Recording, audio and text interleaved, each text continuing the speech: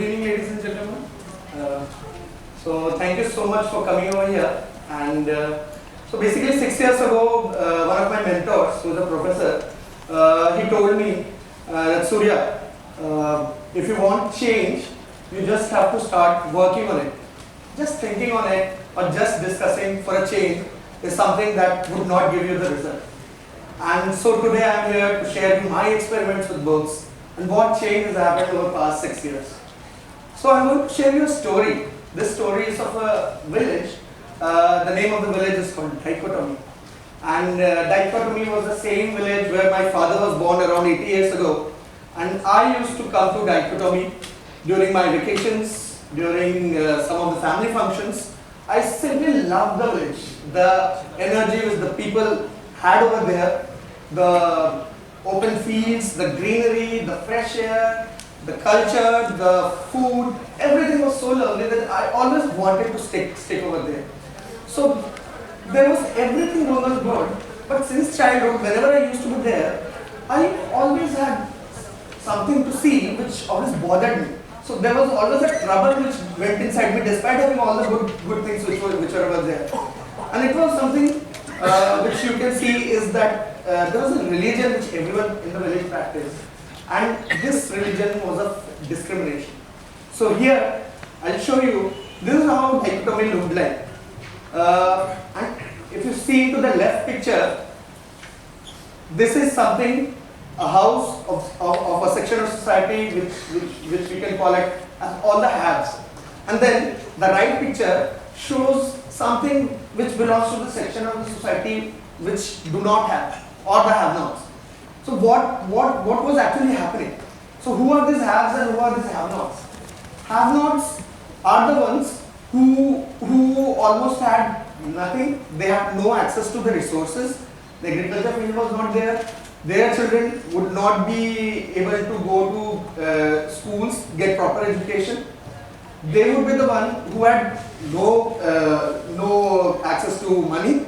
They would depend on the other section of the village for loans, and this situation was very worrying. Whereas the haves, they were the ones who had access to all the resources. There were only very few people who were dependent upon the have-nots, but the resources was limited to the haves. So this was something which always troubled me, that why is this difference? Why is this discrimination? And this discrimination in dichotomy was something which always used to bother me. As a young guy, I used to think like, can something which change? Whether this status quo which is there since ages, can this be changed? I used to discuss a lot with my friends, my professors, colleagues, but everyone would say, like, there were three most common responses. One is that Surya, okay, this is a good thought, so you can try. The second was that, okay, you can try it, but how long are you going to do it? And how long are you going to do it on your own? And the most common response was that, why are you bothered for it? Why do you want to change? Isn't a government system over there which can look after various things, and whether discrimination can be, from dichotomy can be moved out? So this everything was, the entire discussion was the feedback which I got from people was something which troubled.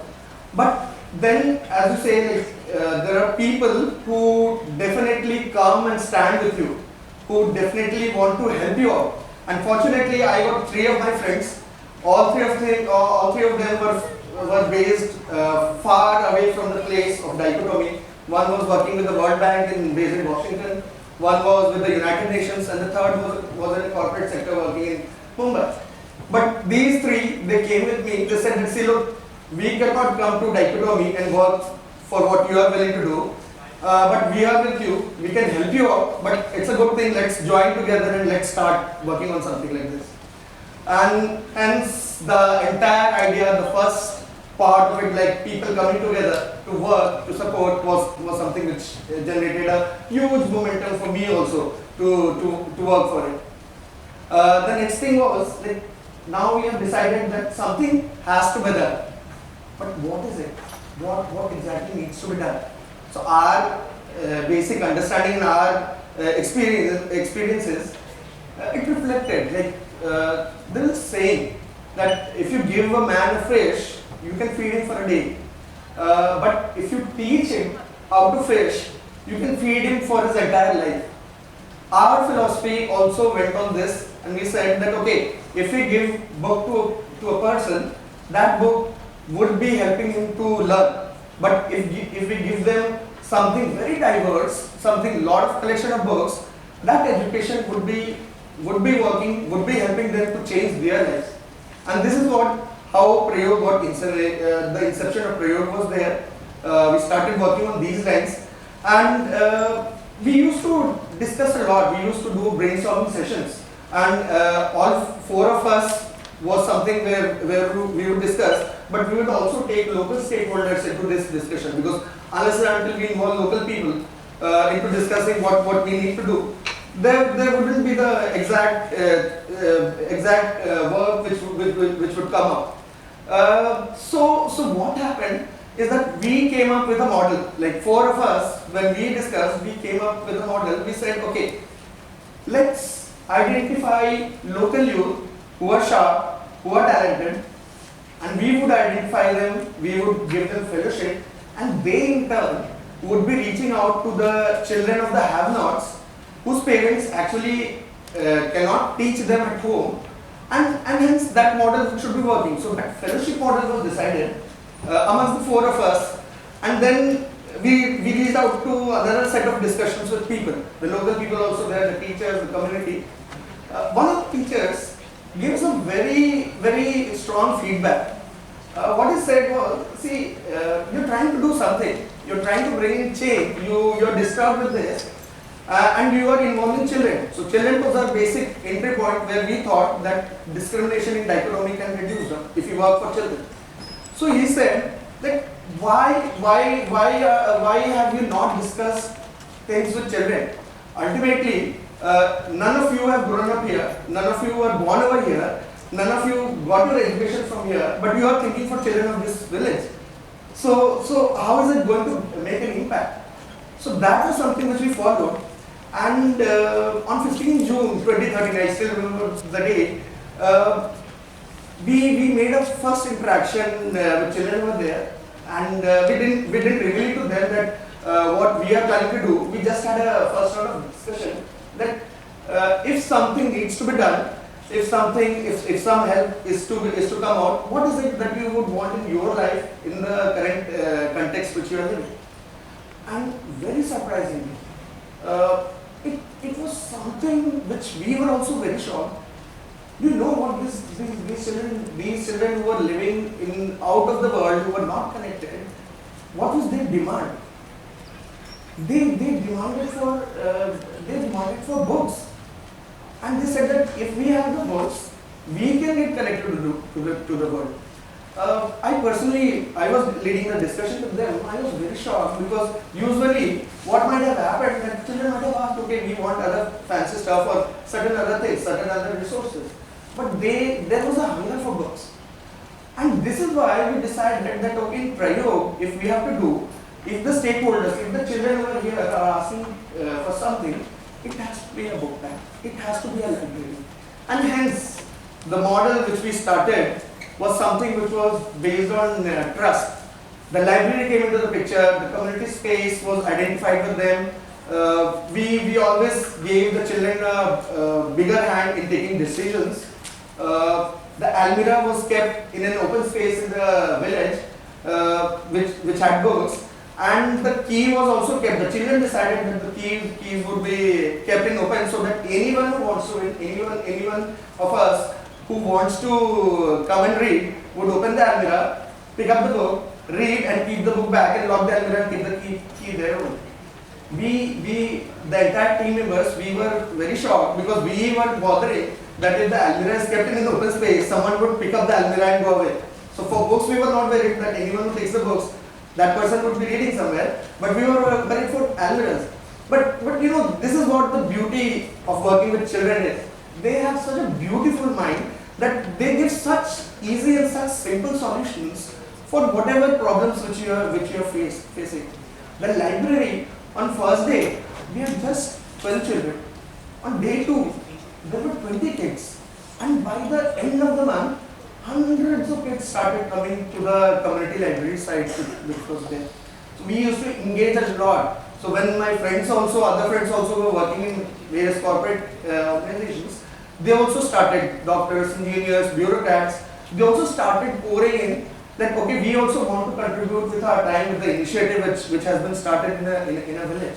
So we would be doing with sessions, the children would be getting books, the children would be reading them, we would be also taking them to the outside world, because what we believe that unless the child sees the outside world, the child would not be getting connected to it. Like whatever reading is there, the connect should be established. So we started taking them for exposure visits on a yearly basis. The first exposure visit which the children had was a visit to a tribal village in the Jalpaiguri Hills. And children were also taken to places like Bhutan. Children started attending Speak Mac events, which was a week-long event, and where we would just be urging that our children need to participate and learn from there. Children were also taken to the district collector's office so that they get to know how the administration works, how the system works, what are the challenges which they were facing, and how the system can actually help them in sorting out certain things. So these were the things which the library as a platform started. But at the same time, when you work for something like bringing down the discrimination through certain activities where there was involvement of all the children, there are some people in the dichotomy which exists everywhere. They would not feel good. They would not like that discrimination to be end up, and this was a general practice which started to emerge. But one story, one incident that changed my entire perception was during one of the events which we were doing. A child who was belonging to the have section of the society, he touched the feet of one of our teachers who belonged to a have not section of the society. So this was very unique for me. In the local context where we work in Bihar, touching the feet of an elderly is a gesture of respect. People give respect by touching the feet of an elderly, which the have-nots have never received from a child of a section of society which was having all the resources and having all the power. So this was something which I personally believe that now the stage is ready. Now nothing can stop these children from turning what our dreams were, because they have taken it very seriously. The platform of library was now ready to be scaled up at a different level. So what to do? Like, how do we move on to other places? So we had discussions amongst ourselves, and what we actually also thought was how many community sites are we going to create? How many community libraries are we going to establish? So we started engaging and going back with our previous learnings. In the first discussion which we had with the children, when they suggested that they wanted books, all the children were going to the government schools. The system was already there, the institution was already set up. So for us it was an eye-opener that instead of creating a parallel institution, creating a number of libraries, why not we strengthen the existing institution? Why not we have discussion with the government system?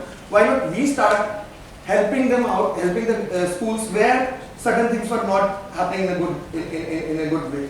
So this is how something which we decided that we wanted to work in the government schools. What we did was we made a presentation at the district collector's office. We started working with the district administration and the education department. As of date, we are working with around 3 dozen schools, and we are reaching out to thousands of children who are in the primary grades. That is basically between class 1 to 5. What we are doing, that we are strengthening the libraries in our pilot schools. These schools are pilots, and we are strengthening the libraries. We are activating the libraries And in return, what happens that whatever has been the learning, this learning is being scaled by the system to across the district. Ours is a learning model where we experiment, we learn. Our learnings, whichever are the acceptable model, those are being replicated by the government system. And this is what we believe, that unless we collaborate with the system, nothing is going to change. So one of our models where this picture shows, he is a district collector, and the district collector is engaging with children. This is one of our intervention schools. What we did was, in the library room, there is one corner in the wall where whatever children have learned, or whatever children draw or paint or write, their write-ups are pasted on one of the corners of the wall. Now the children, they get so much attached seeing their names pasted on their school building, that their attendance to the schools that started increasing. The principals of the schools, of the intervening schools, they suddenly, when we met them, that how's the library work, or during the review meetings, they would give us the feedback that, look, the school's attendance, the school's enrollment was nothing where we were worried about, but we always worried about the retention, the children coming to the school, and we always worried about the attendance. So this is something, since the library activities started in the school, the read aloud sessions were conducted where you try to engage. There's also a basic literacy gap. So what might happen, that a child who's in class 4 or class 5 would not understand basic class 1 or class 2 material, cannot identify alphabets. These are the situations which actually happen. So with the word connect and with the read aloud sessions, these challenges are mitigated. And that has brought the attraction. The kids are attracted to the school. They want to retain. They want to come down to the schools because they started enjoying. So this feedback, when it was suggested in one of the review meetings at the district collector said that, okay, let's do something. If this can happen in some of the schools, why not? Let's try to scale it up to all the other schools of the district. And almost 60% of the schools adopted this model, where building is learning model was adopted, and where children's name, children's literature, whatever they drew or whatever they wrote, that got pasted or gone into the school buildings. So this is something which we believe, that unless the child starts enjoying, unless the child starts learning the school, there is very little which can be done.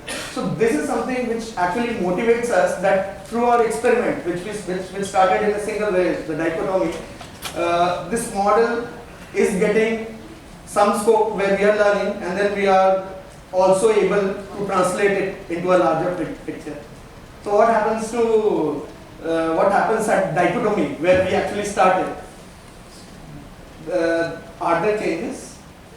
Is there a change which is happening? So what I see is that the air which was earlier spelling, which had discrimination in mind, children have brought in a lot of changes. The way the children involved, they actually are changing the entire course, the entire journey. And today, when we intervene with the community, we always try to engage with mothers. I myself have my own history. My mother did not get a formal education, but she was the one who actually advocated for our quality education of all our 4 children.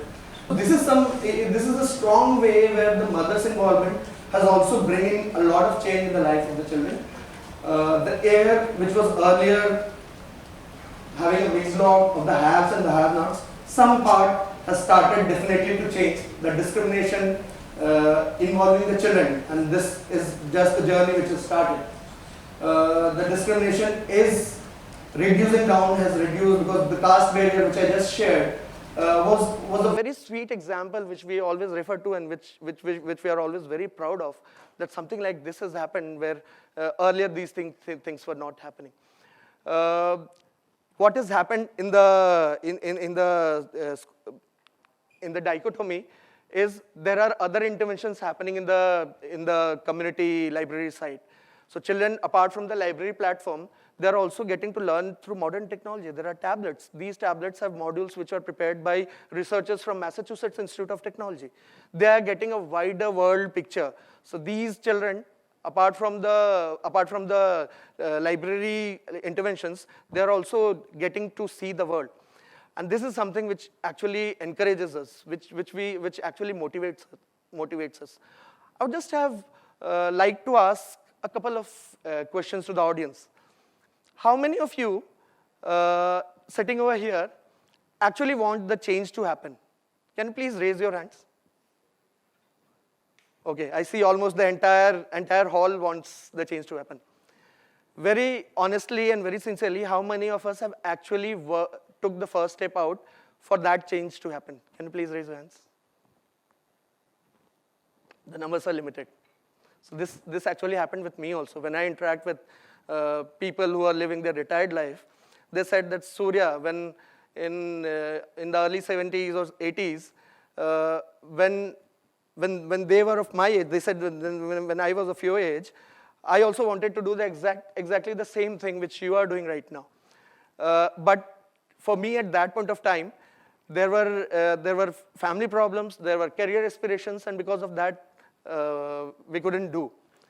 For me, this is quite inspirational because 20 years down the line or 25 years down the line, I do not want to share to anyone that, look, I wanted a change. I thought that some things which are status quo should change. I almost had a solution, that this is the solution. But I couldn't do because I had my own personal problems, I had my own career aspirations. I would never like that to happen to me. So what I believe that whatever change is happening over there, unless I would have taken the first step forward for PRAYOG, things would not have happened.